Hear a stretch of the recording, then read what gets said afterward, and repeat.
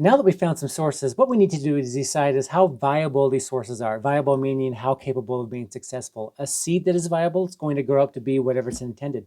Seed that's not viable won't produce anything.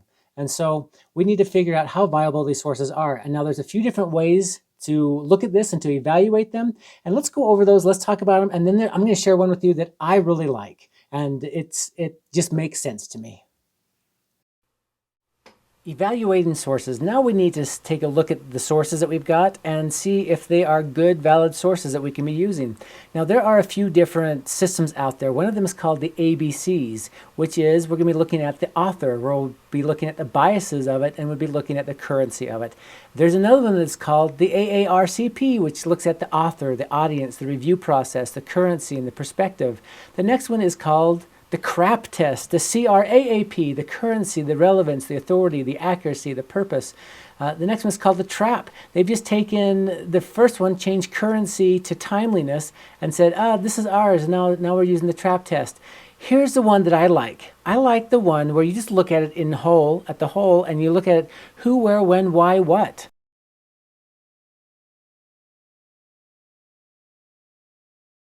The who. Okay.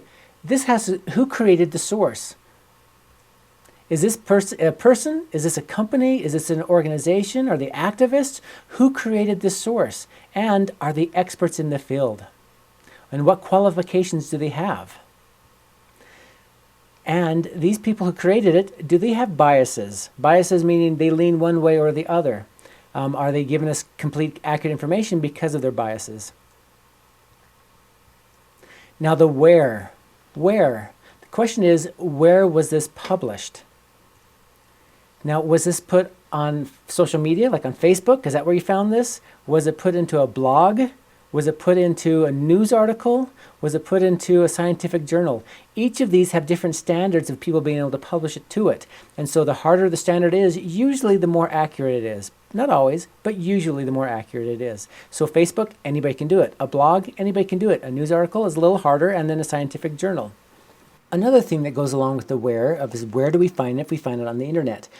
Where did we get it? Now, where was it published? A .edu, so whatever .edu would be an educational institution website. A .org would be an organization, a non-profit organization. A .gov would be a government website, and a .com would be a commercial website. So who can publish to these? Generally speaking, a .edu comes from the educational institution itself, but a lot of them will allow their students to publish and then put it underneath their .edu.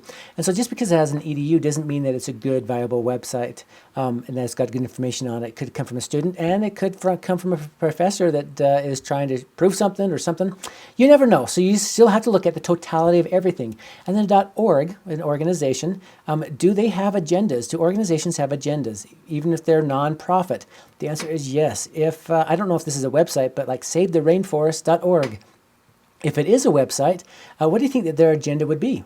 It would be to save the rainforest. Even if they're a nonprofit organization, they still have an agenda. So you still have to look at that. Is a .org probably better than a .com? Well, like I said, we have to look at the totality of it. A .gov, which is a government website, and a .com. Who can publish the .government? Government.gov? Well, someone from the government. A .com, that can be anybody can publish a .com because it's a commercial website. And so you just have to look at the totality of everything, not just that it comes from one place or the other. But generally speaking, a .edu would be a better source than a .com. And a .gov would be a better source than a .com or a .org. But you have to look at the totality of everything.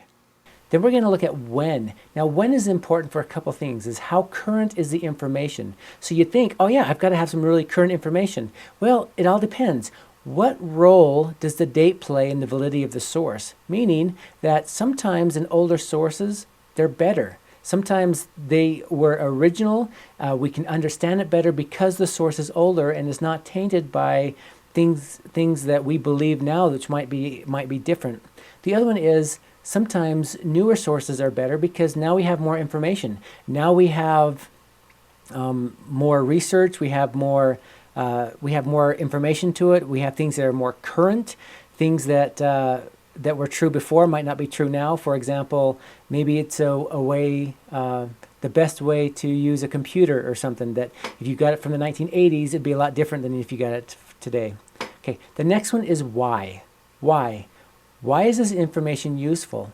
Okay, why are you including this into the paper? Does it fill a gap? Does it go along with what you've been researching? And then we have to look at, why does this information exist? Okay, why are we putting it into our thing, and why does it exist? And this actually kind of goes back to the who as well. But the last one is what. Who, where, why, what? What? What is the purpose of it? Is this information intended to be entertainment? Is it intended to be information to us? Is it intended to make money? So they're selling us something, or they're making money somehow? Or is it to persuade us to do something, or persuade us to believe a certain way? What's the reason behind this? Also very important in the what is, what does this information look like compared to other sources that are out there? Does it hold up against other things that we already know, or what other sources say? So those are very important. How valid does this appear? Now, this doesn't mean that if it doesn't hold up against that, what other things sources say, or what we think we already know, it doesn't mean it's not valid. It just means that we need to take a closer look at it. So I really like that. The who, where, when, why, what. Those 5 things. The who, where, when, why, what. So who, what makes them so qualified to tell us about this? Why should we listen to them or listen to somebody else? The who, where did we get this information? Did we get it from a blog? Did we get it from a website? Did we get it from a scientific journal? Some of them are more valid than others. Who, where, when was it created? Was it created, this information we're getting, is it back from the 80s? Is it from today?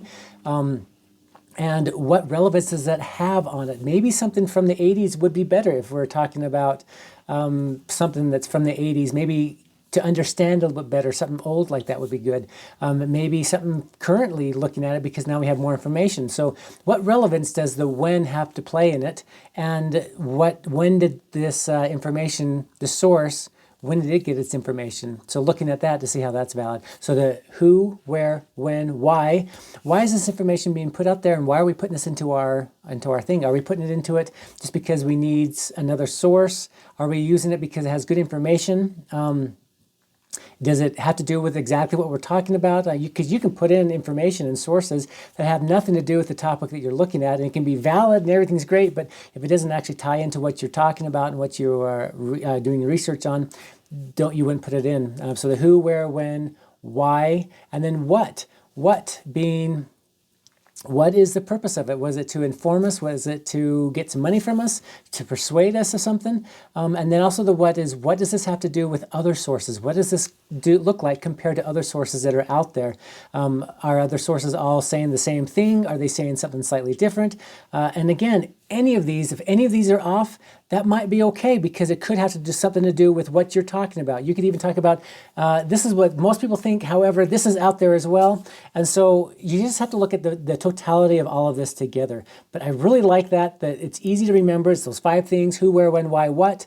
If you go through that, you should be okay to get some good valid sources.